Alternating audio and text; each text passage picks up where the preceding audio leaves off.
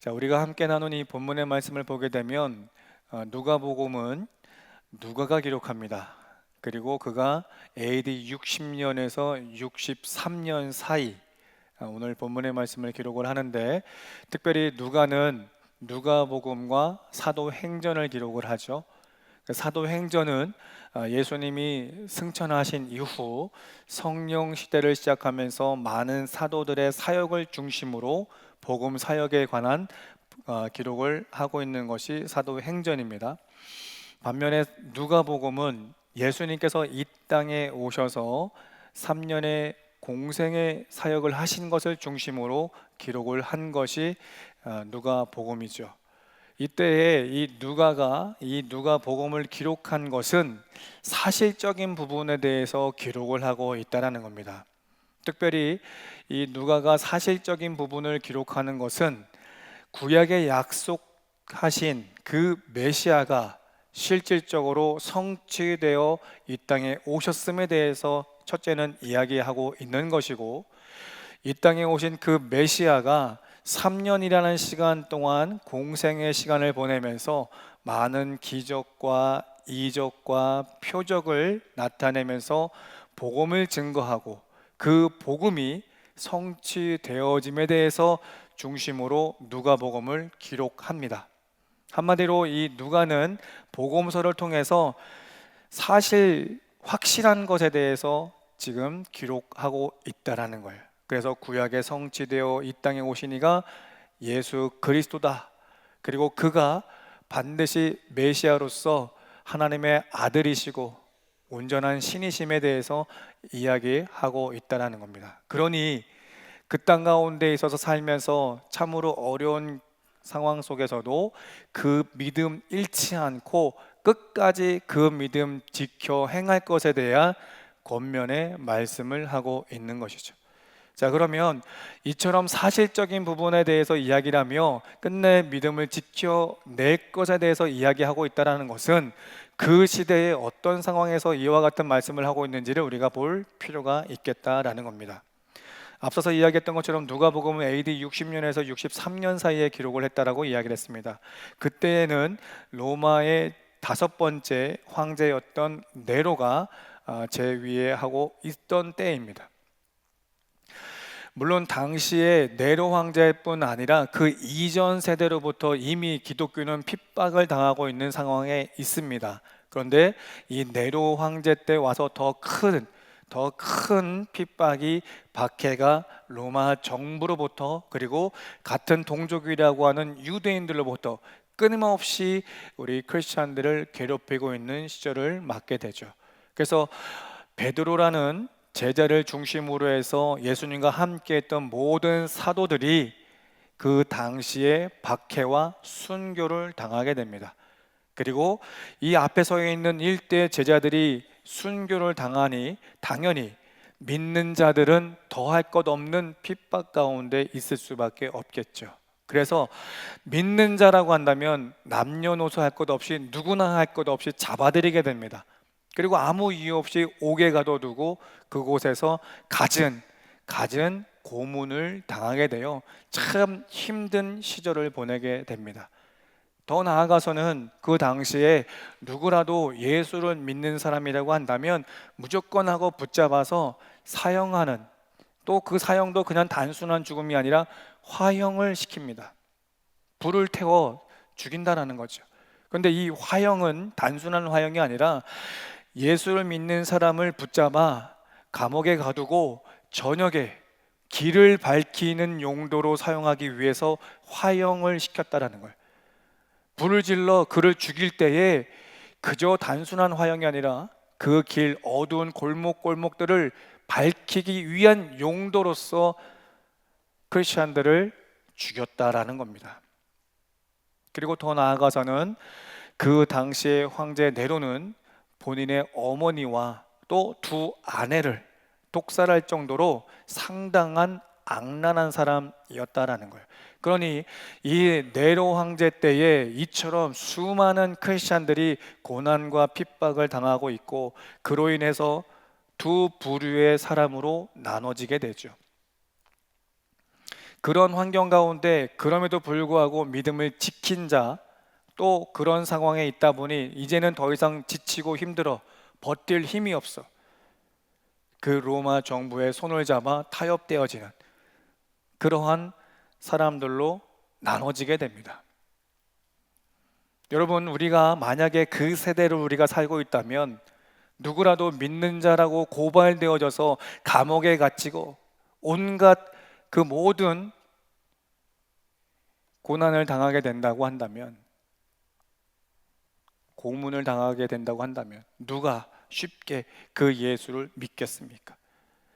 내 가족의 생계에 위협을 받는다라고 한다면 누가 쉽게 그 예수를 포기하지 않고 끝까지 신앙을 지키겠습니까? 한편으로는 그 예수를 떠나는 그들, 교회를 떠나는 그들, 이해는 될 수 있겠습니다. 그러나 이 누가는 복음서를 통해서 그런 모든 환경 가운데 있어서도 끝까지 그 믿음을 지켜낼 것에 대해서 권면하고 있다는 겁니다. 그러면서 이제 본문의 한 사건을 이야기를 하죠. 오늘 함께 나눈 누가복음 21장 1절로 이하의 한 사건을 이야기하는데, 이 사건은 예수님께서 3년의 공생애를 마치시고 마지막 십자가에 오르시는 그 한 주, 고난 주간에 있었던 한 사건을 이야기를 합니다. 그 사건 가운데 있어서는 이제 예수님께서 마지막으로 성전에 오르실 때에 그 성전에 있는 많은 이들이 부패되어진 것을 보게 되죠. 명예와 권위와 권력과 물질, 살아남기 위한 사람과의 그 관계로 인해서 신앙을 저버린, 그러한 부패되어지는, 믿음을 잃어버린 그런 많은 사람들을 보게 됩니다. 그래서 예수께서 그 모든 현장들을 보신 후에 하신 것이 무엇입니까? 이 성전이 무너질 것에 대해서 이야기를 하고 있죠. 이 사실적인 이야기를, 이 사건을 이야기를 하며 상징적으로 마지막 예수님이 이 땅에 오실 것에 대해서 말씀을 하고 있으면서 이제 그럼에도 끝까지 인내하며 믿음을 지켜낼 것에 대해서 권면하고 있다라는 겁니다. 자, 그러면 이제 본문의 말씀을 보게 되면 예수님께서 마지막으로 성전에 오르십니다. 그 마지막 성전에 올랐을 때에 그 성전의 역할은 무엇입니까? 성전은 분명히 하나님께 예배하는 장소입니다. 그러면 그 하나님께 예배하는 장소에는 누가 그곳에 있어야 되겠습니까? 하나님의 선택받은 자, 하나님의 은혜를 입은 자들이 그 자리에 있음이 마땅합니다. 하나님께 선택받고 하나님께 은혜 입은 자들은 어떤 특징을 갖고 있습니까? 그 하나님의 말씀을 듣고 지켜 행하는 자다라는 것입니다. 우리는 그들을 가리켜서 성도라고 이야기를 하며 크리스찬이다라고 이야기를 하죠. 그런데 예수님께서 그 땅에 그 성전에 오르실 때에 내 눈에 보여진 그 상황은 어떤 상황이었습니까? 하나님의 선택받은 사람이요, 은혜 입은 자들이요, 하나님의 말씀을 따르며 지켜 행하는 삶을 살아가야 되는 그 모든 사람들의 그 모든 행실이 변질되어진 것을 지금 예수는 보셨다라는 거예요. 그 모든 괴로운 시절로 인해서, 고난의 시절로 인해서 그들의 가지고 있는 것 잃지 않기 위해 명예, 권위, 권력, 물질 등의 그 모든, 내가 가진 그 모든 소유를 잃지 않기 위해서 결국 그 고난 가운데 있어서 타협하는 그 성도들, 완전히 예수께서 보시기에는 너무나 부패되어진 그 성도들을 지금 목도하고 있다는 겁니다. 그러니 그 가운데 있어서 예수께서 뭐라고 말씀합니까? 21장 5절과 6절의 말씀을 보게 되면 어떤 사람들이 성전을 가리켜 그 아름다운 돌과 헌물로 꾸민 것을 말하며 예수께서 이르시되 라고 이야기를 하죠. 지금 분명 5절에서는 그 성전의 아름다움을 이야기를 합니다. 아름다움을 이야기해요. 보십시오, 이 성전이 얼마나 위대하고 얼마나 아름답습니까? 얼마나 많은 헌신이 있는 교회입니까? 라고 이야기하는데 그들의 이야기와 반대되는 이야기를 하고 있는 것이 지금 6절이죠.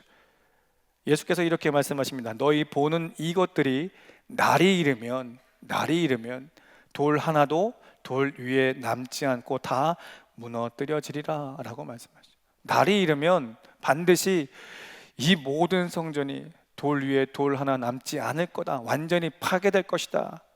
무너질 것이다 라는 것을 이야기하죠. 왜요?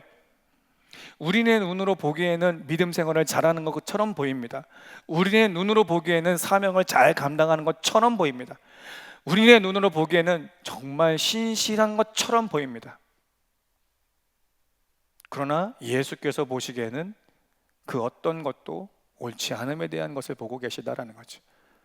비록 현실은 고난과 핍박 가운데 있지만, 그래서 그들 가운데 있어서는 앞서 이야기했던 것처럼 두 부류로 나눠진, 겉으로는 열심을 다해서 신앙생활하는 것처럼 보이고, 열심을 다해서 하나님을 예배하는 것처럼 보이고, 열심을 다해서 헌신하는 것처럼 보이고, 열심을 다해서 봉사하는 것처럼 보이고, 열심을 다해서 나 혼자 열심히 사역하는 것처럼 보이는 그 모습. 그러나 속으로는 전혀 예수가 없는, 믿음이 없는 그런 성전을 지금 예수께서 보고 계시다라는 거예요. 그러니 그 예수께서 그곳에 있는 자들로 하여금 어떤 모습을 보고 있는 것이겠습니까? 가식적인 모습이요, 형식적인 모습을 보고 있다라는 거죠. 그런 모습을 본 예수께서 뭐라고 말씀하시는 거예요? 이 성전은 무너질 것이다. 이 성전은 반드시 파괴될 것이다 라는 것을 말씀하고 있는 겁니다. 이 말씀을 하실 때가 언제입니까? 주후 AD 30여 년입니다. 30여 년에 예수님께서 마지막 그 고난주간을 맞으면서 하신 이 말씀이 정녕 이 말씀대로 이루어졌는가? AD 66년 그리고 70년에 예수님께서 30년에 말씀하신 이 말씀 그대로 유대 전쟁에 의해서 AD 66년, 70년에 완전히 예루살렘은 무너지게 됩니다. 왜 성전이 유대 전쟁에 의해서 무너졌다라고 했습니까? 성전의 기능, 성전의 역할이 무너졌기 때문이다라는 것을 지금 이야기하고 싶은 거예요. 이것은 한 시대의 한 사건을 이야기하는 건 사실이지만, 이 한 시대의 한 사건을 통해서 앞으로 일어날 일에 대해서 말씀을 하고 있는 것이죠. 그럼 앞으로 일어날 일은 우리가 어떤 일로 이야기합니까? 예수님이 마지막 재림의 날. 분명 예수께서는 사도행전 1장 이하의 말씀을 보게 되면 십자가에 죽으시고 부활하셔서 제자들 앞에 서게 되십니다. 그리고 그들과 함께 40여일을 함께 보내시면서 마지막 뭐라고 말씀하십니까?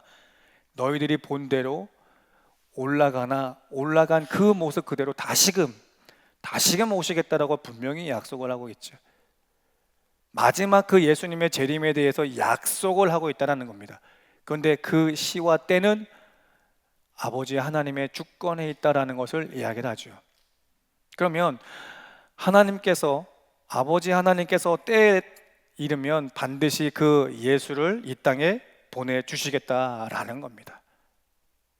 지금 이 예루살렘의 이 한 사건을 중심으로 장차 앞으로 있을 것에 대해서 말씀을 하고 있다는 것이죠.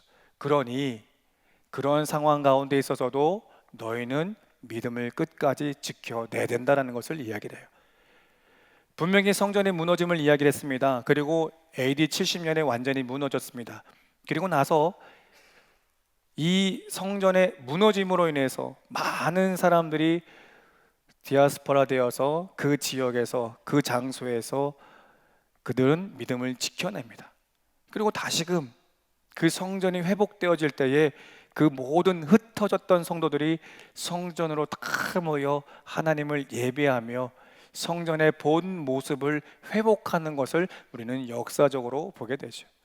이처럼 상징적으로 보여진 이것이 훗날 예수님이 마지막 때에 이 재림의 날 오시면 예수를 믿는, 그럼에도 불구하고 예수를 믿고 그 신앙을 지켰던 자들이 그날에 천국의 소망을 이루어 하나님을 예배하는 날이 반드시 올 것에 대해서 말씀하고 있다라는 겁니다.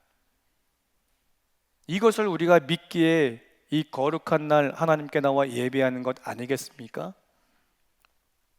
자, 그러면 이 말씀은 오늘 우리들 가운데 있어서 어떻게 적용해 볼 수 있겠습니까?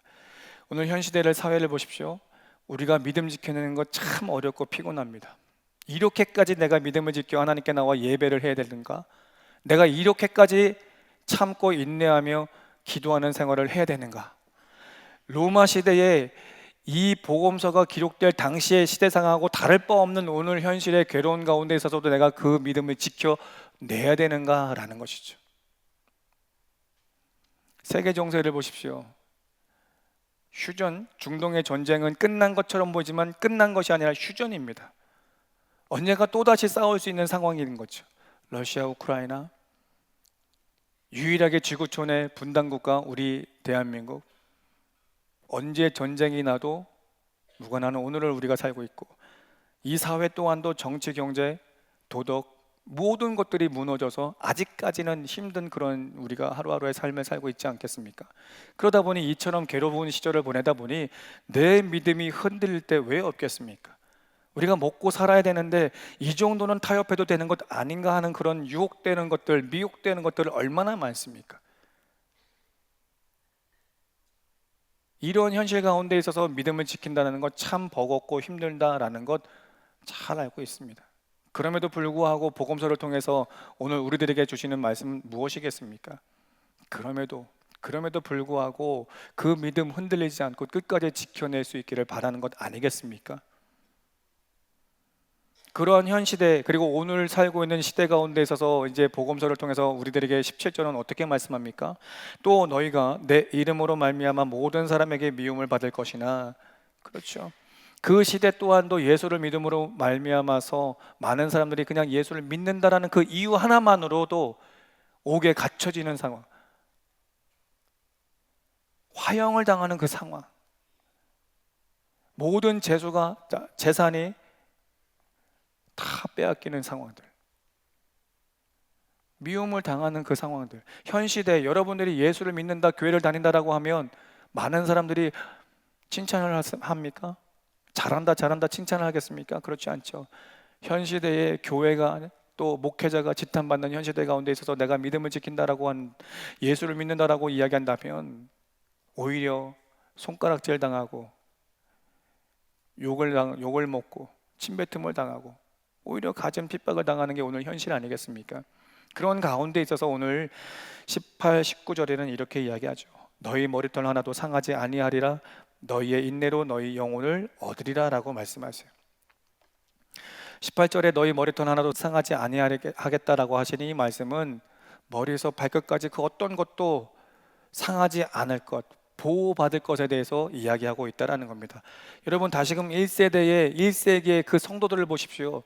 화형을 당하는 상황 가운데 있어서도 그 감옥에 아무런 이유 없이 붙잡혀가서 많은 고난을 당하고 고문을 당하는 그 상황 속에서도 그들은 그들의 믿음을 지켰다는 거죠. 그 믿음을 지켰다는 건 무엇을 의미하겠습니까? 비록 내가 화형을 당하고 고난을 당하나 하나님께서는 그들과 끝까지 함께 하고 있음을 이야기하는 것 아니겠습니까?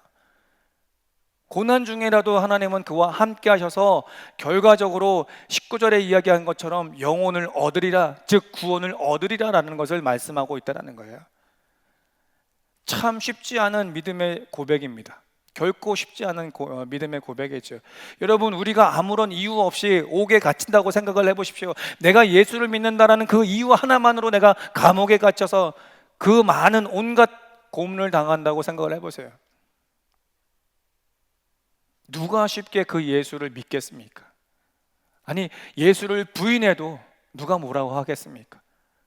그럼에도 불구하고 그 믿음, 예수를 믿는 그 믿음, 그 하나님을 믿는 그 믿음이 그들을 끝까지 보호한다라는 것과 동시에 보호와 구원에 이를 수 있는 것에 대해서 누가는 이야기하고 싶으신 겁니다. 여러분 오늘 현실을 살면서 이처럼 우리가 예수를 믿는다고 해서 옥에 갇혀지고 고문을 당하고 혹은 화형을 당하고 그렇지는 않죠. 하지만 그들과는 달리 이 땅에 살면서 여러분들이 예수를 믿는다는 그 이유 하나만으로도 불신 가족들에게 있어서 얼마나 많은 핍박을 당하고 있습니까? 사업장, 또 직장, 또 우리 자녀들은 학업 생활 가운데 있어서 예수 믿는다라는 그 이유 하나만으로도 얼마나 많은 욕을 먹고 있습니까? 얼마나 피곤한 삶을 살고 있어요. 때로는 그로 인해서 그만 쉬고 싶고 그만 욕먹고 싶고 그만 포기하고 싶을 때 얼마나 많습니까? 여러분, 목회를 하다 보니까 쉽지는 않습니다. 목회를 하다 보니까 쉽지는 않아요. 저 또한도 여러분과 똑같은 시대를 살면서 상황 가운데 있으면서 여러 가지 환경에 목회라도 그만두고 싶고 그냥 집사로 살면 어떨까? 장로로 살면 어떨까? 그냥 일반 성도로 살면 어떨까? 그 생각 왜 안 해보겠습니까? 그럼에도 불구하고 이 자리에 서는 것은 하나님께서 살아계심을 믿고 그분의 구원하심을 믿고 내게 주신 사명이니 그 사명을 끝까지 인내하며 참고 사역을 감당하는 겁니다. 다른 이유 없습니다. 다른 이유 없어요. 하나님의 살아계심을 믿기 때문이죠. 예수 그리스도를 믿기 때문이죠. 우리에게 주실 그 구원을 우리가 바라기 때문이죠. 여러분, 여러분의 삶에 있어서 지난 한 주의 삶을 보십시오. 얼마나 괴로운 시절을 보냈습니까? 그럼에도 불구하고 이 거룩한 날 하나님께 나와 예배하는 이유가 무엇입니까? 예수를 믿는 그 믿음 때문 아니겠습니까? 여러분이 어떤 환경에 어떤 고난 가운데 있어도 그 예수를 믿는 그 믿음만 있으면 그 상황 가운데 있어서 반드시 하나님은 여러분을 보호해 내신다라는 걸 잊지 않으셨으면 좋겠습니다. 더 나아가서 여러분을 보호하실 뿐만 아니라 여러분의 영혼을 끝내 구원에 이르게 하시겠다라고 약속하신다라는 걸 잊지 않으셨으면 좋겠어요. 오늘 누가는 3년의 시간 동안에 그 예수께서 하나님의 아들 되심의 그 사실을 증거하고 있는 것이고 그 메시아가 이 땅에 와서 복음을 증거하며 이적과 기적과 표적을 이루신 그 모든 것이 거짓이 아닌 참된 것임을 이야기하면서 그 모든 고난 중에 믿음을 지키는 자에게 희망의 말씀을 주고 있는 거예요. 그러면 오늘 현실의 여러분의 삶에 참으로 어렵지만 그럼에도 믿음을 지키는 여러분들에게 동일하게 위로하며 힘을 주는 말씀이라는 겁니다. 여러분이 믿고 고백하는 그 하나님은 참된 하나님이시며 전능자시고 창조주시며 시공간을 초월해서 구약에서도 역사하셨고 신약에서도 역사하셨고 오늘도 여러분과 역사하시는 여러분의 하나님인 줄 믿습니다. 이제 목회자의 역사하는 하나님이 제한된 역사하는 하나님이 아니라 여러분의 삶에 있어서 역사하시는 그 하나님과 함께 할 수 있는 여러분 되시기를 간곡히 소망합니다. 무엇보다도 그분이 여러분을 사랑하셔서 독생자 예수를 이 땅에 보내주셨으니 그 예수를 믿는 자마다 구원에 이르는 그 기쁜 소식이 여러분에게 있음을 잊지 않으셨으면 좋겠습니다. 그 믿음 끝내 지켜서 승리하는 우리 귀한 성도 될 수 있기를 축복합니다. 이를 위해서 이제 마지막 누가가 이 땅에 사는 동안에 그 믿음을 지켜내기 위해서 하기 위한 두 가지를 우리들에게 이야기하는데 첫째는 34절에 이렇게 이야기합니다. 너희는 스스로 조심하라. 스스로 조심하라. 그렇지 않으면 방탕함과 술취함과 세상의 염려로 마음이 둔하여지고 뜻밖의 그날이 덫과 같이 너에게 임하리라. 예수를 믿는 그 믿음으로 이제는 우리가 스스로 조심해야 된다는 거예요. 스스로. 그 어려운 환경에 있다 할지라도 핍박과 고난 가운데 있다 할지라도 우리가 스스로 그 믿음을 지켜내라는 것이죠. 왜? 그렇지 않으면 그 힘듦에 끊임없이 사단은 우리를 꾀하려고 유혹하고 미혹하는 것들이 있으니 그 유혹하고 미혹하는 것들 즉 방탕함과 술취함과 생활의 염려로 끊임없이 사단은 우리를 미혹하고 유혹해서 덫에 걸리게 한다는 거죠. 그러니 너희는 스스로 조심하라 라고 말씀하고 있는 거예요. 이를 위해서 36절은 뭐라고 말씀합니까? 이러므로 너희는 장차 올 이 모든 일을 능히 피하고 인자 앞에 서도록 무엇을 하라? 항상 기도하여 깨어 있으라. 우리에게 한 가지 희망이 있습니다. 기도하라는 것. 기도하라는 것. 기도는 무엇이라고 이야기를 해요? 하나님과의 대화라고 우리는 늘 이야기하고 알고 있지 않습니까? 어느 때 어느 장소에 어떤 상황에 있어도 내가 하나님 앞에 기도하면 그 기도를 우리 하나님께서 들으시고 반드시 하나님의 때에 응답하신다 우리는 믿고 있지 않습니까? 그러니 그 고난 가운데 있어도 정말로 억울한 상황에 내가 옥에 갇히는 상황에 있어서도 내가 화형을 당하는 그 순간에도 기도하는 것을 잊지 말아라. 예수님과 함께 십자가에 못 박혀 죽는 그 순간을 보십시오. 예수님 그분 또한도 그 순간까지도 하나님께 기도하고 있지 않았습니까? 그 죽음의 그 순간조차도 하나님을 의지하며 믿었던 그 손을 절대 놓지 않았다라는 거죠. 그러한 때에 반드시 우리의 그 영혼을 얻으리라, 즉 구원을 얻으리라 라고 말씀하세요. 말씀을 정리합니다. 1세기의 크리스찬들은 우리가 생각했던 것 그 이상, 상상했던 것 그 이상으로 핍박을 당하고 있습니다. 그냥 예수를 믿는다라는 그 하나 이유로, 교회의 발걸음을 딛는다 그 하나의 이유로 옥에 갇히는 상황들, 온갖 고난과 또 온갖 고문을 당하며 심지어 화형을 당하는 그 순간까지도 괴로운 시절을 보내는 그들에게 누가는 확신에 찬 믿음으로 그들에게 권면하고 있는 거예요. 그 예수는 참신이다. 그 예수는 참 하나님이다. 그 예수는 참 구원주다. 그러니 그 고난 중에라도 인내하고 그 믿음 지켜 너희 영혼을 얻어내라, 구원을 얻어라 라는 것을 말씀합니다. 여러분, 오늘 현실의 가운데 있어서 그들과는 다른 고난을 우리가 당하고 있지만, 핍박을 당하고 있지만, 그럼에도 불구하고 하루하루 참 힘들고 버거운 고난의 시간을 딛고 여러분들이 이렇게 거룩한 날 하나님께 나와 예배하지 않습니까? 그 예배를 받으시는 하나님은 반드시 여러분의 그 고난의 시절과 함께하며 여러분을 보호하시는 분이신 줄 믿으셨으면 좋겠습니다. 여러분이 이처럼 예배함이 그 보호하심의 증거가 되는 거예요. 그 증거가 되는 그가 여러분 한 분 한 분을 끝까지 구원해 내시겠다라고 약속하는 줄 믿으셨으면 좋겠습니다. 그러니 이제는 우리 스스로가 조심하고 항상 깨어 기도할 때에 반드시 하나님께서는 우리의 간구를 들으시고 때에 따라 응답하셔서 하나님이 하나님 됨을, 그리고 나로 하여금 이 땅에 참된 증인의 삶을 살게 하시는 여러분의 하나님인 줄 믿으셨으면 좋겠습니다. 여러분, 어려운 시절 끝까지 인내하며 믿음 지켜서 구원의 승리자 될 수 있기를 바라고, 이 땅에 사는 동안에 그분과 늘 동행하면서 보호를 받으며 기쁨과 감사가 넘치는 우리 귀한 화강의 성도 될 수 있기를 예수 그리스도의 이름으로 축복합니다.